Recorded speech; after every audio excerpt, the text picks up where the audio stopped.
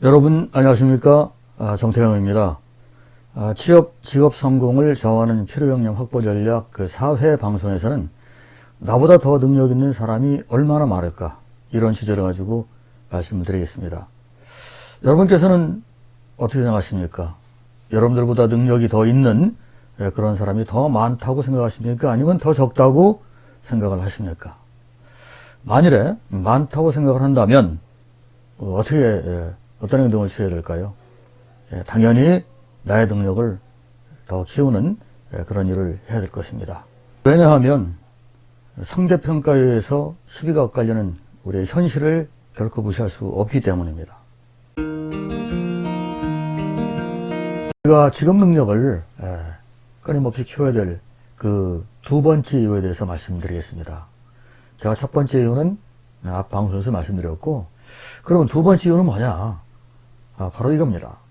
고스펙을 가진 그런 나의 경쟁자들이 내 주변에 질비하기 때문에 그렇습니다. 우리 경쟁은 말이죠, 정크야말로 피할 수 없는 우리 삶의 일부분입니다. 물론 경쟁이라는 단어가 또 경쟁을 좀 웬만하면 피하고 싶기 때문에 그 단어 자체가 딱딱하고 원치 않는 그런 단어, 이면은 틀림없습니다. 그러나 경쟁을 빼놓고 우리 세상을 갖다가 원만하게 산다, 또 이것 또한 불가능한 일이다, 저는 그렇게 생각합니다. 직장 생활을 보면은 기본적으로 입사를 합니다. 자, 입사할 때 그냥 입사가 되나요? 당연히 치열한 경쟁을 통해서 입사를 하게 됩니다. 특히 요즘 같은 경우는 청년 취업 특히 어렵고, 하다못해 시니어 취업도 마찬가지, 취업 자체가 만만치 않은 그런 때입니다. 그러다 보니까 입사할 때부터 우리는 경쟁을 맞닥뜨릴 수밖에 없습니다.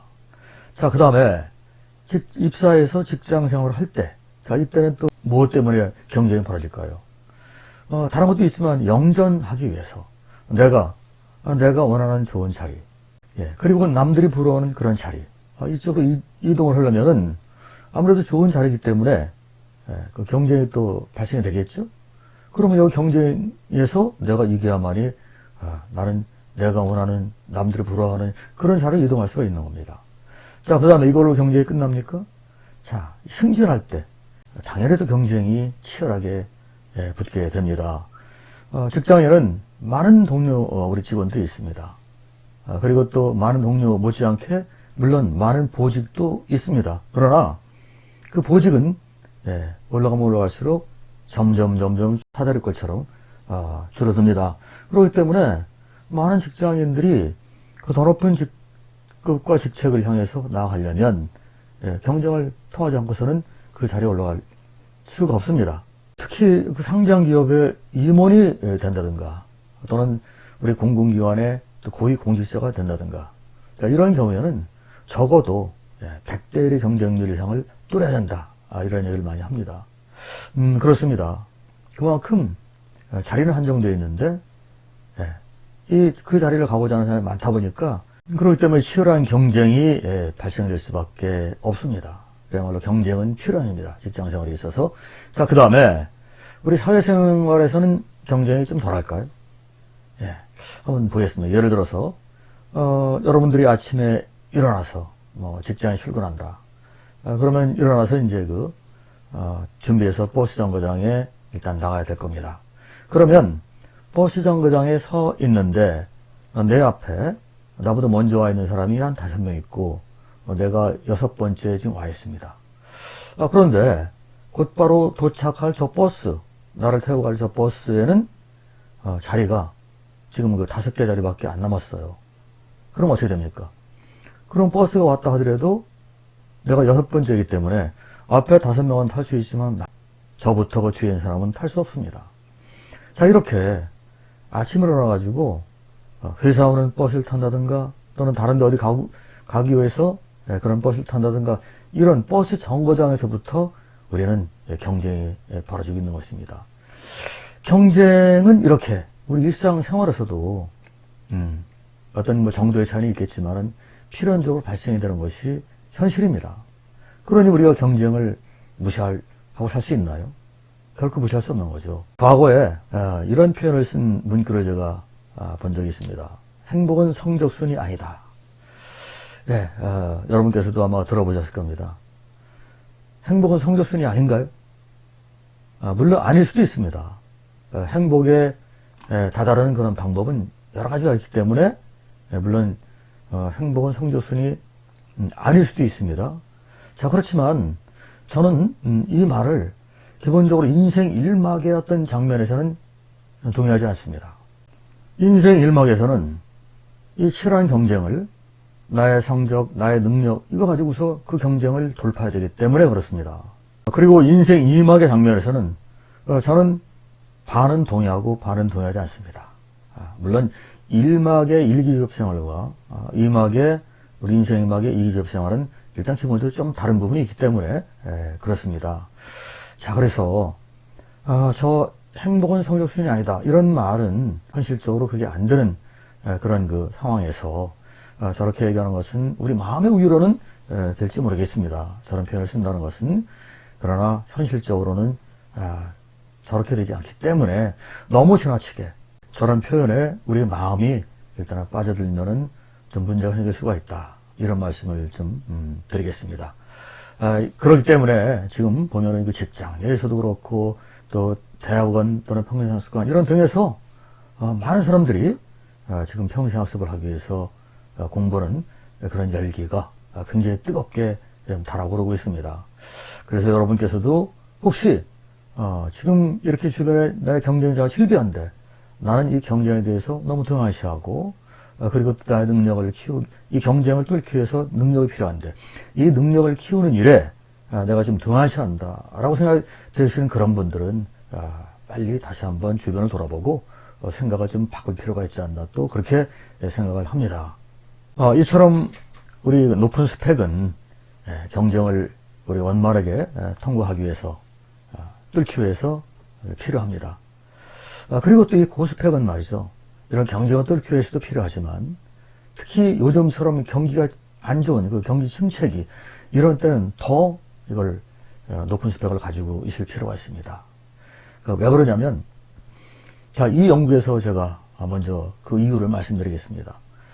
스펙 관련한 연구인데 미국의 하버드 대학교의 그 다니엘 시오구 교수라는 사람이 경기 상황과 취업 스펙 간의 그 상관관계를 연구한 적이 있습니다. 그 연구를 했는데 이 연구 내용 중에서 이런 결과가 있습니다. 불황일수록 고용주는 고스펙을 요구한다. 이건 어찌 보면 뭐 당연한 얘기 아니겠습니까? 이 연구해볼 것도 없이 이 경기 침체기에는 그만큼 기업 사정 또는 어떤 이 고용주 사정이 안 좋기 때문에 고스펙을 요구 당연히 할 겁니다. 기본적으로 경제적으로 인력을 운영하려고 하는 것이죠. 기업주 입장에서는. 만일에 그 세 사람 할 일을 갖다가 한 사람을 뽑아서 그 사람 한 사람이 다 한다 그러면은 얼마나 인건비가 절감되겠습니까? 이거 당연한 얘기예요.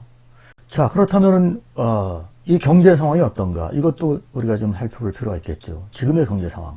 여러분 뭐 잘 아시는 것처럼 우리나라 경제가 결코 좋지 않습니다. 물론 세계 경제도 지금 매우 안 좋습니다. 왜냐하면 작년에 러시아하고 우크라이나 전쟁 이것이 원인이 돼서 세계 경제가 점점 지금 안 좋아지는 상황으로 좀 가고 있는데 그런데 최근에 우리 한국경제연구원에서 이렇게 그 경제 동향, 경제 성장률 전망치 이거를 내놨더라고요.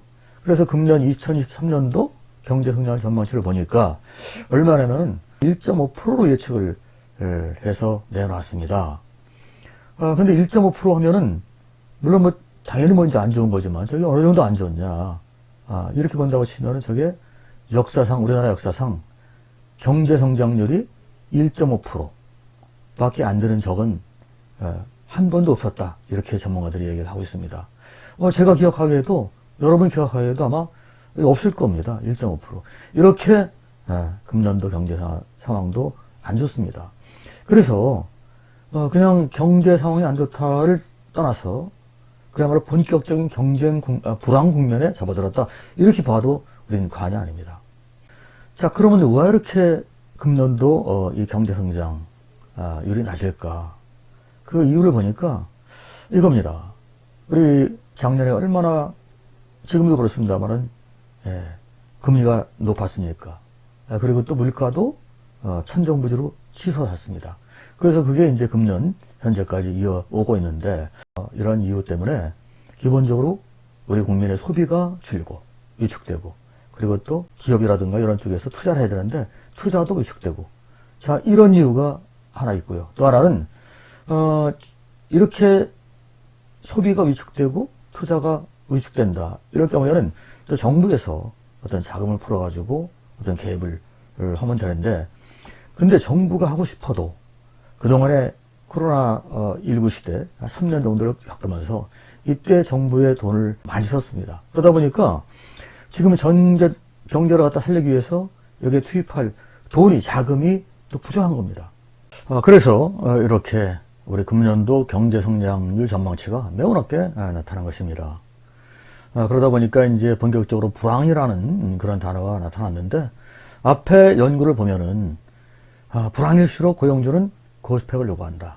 이런 연구 결과가 있습니다만은 자 이걸 대입해 본다면은 금년도에는 우리 고용주들이 그만큼 상황이 어렵기 때문에 경제적인 어떤 인력을 운영하기 위해서 높은 스펙을 가진 그런 분들을 많이 원할 것이다. 이렇게 이제 연결해서 생각할 수밖에 없는 것이죠. 자, 그렇기 때문에 우리는 이러한 그 불경기 때에도 나름대로 그 차질 없이 취업 잘하고 그리고 또 직업 생활에서 어떤 유리한 그런 그 입장에 서기 위해서는 우리가 가지고 있는 직업 역량을 앞으로 더 성장시키고 강화시키는 이런 일련의 활동들을 갖다가 끊임없이 해야 될 것이다. 이런 말씀을 좀 드리겠습니다. 네, 지금까지 나보다 더 능력 있는 사람이 얼마나 많을까라는 주제를 가지고 말씀을 드렸습니다. 자, 그러면 이어지는 다음 방송에서 또 뵙도록 하겠습니다. 여러분 감사합니다.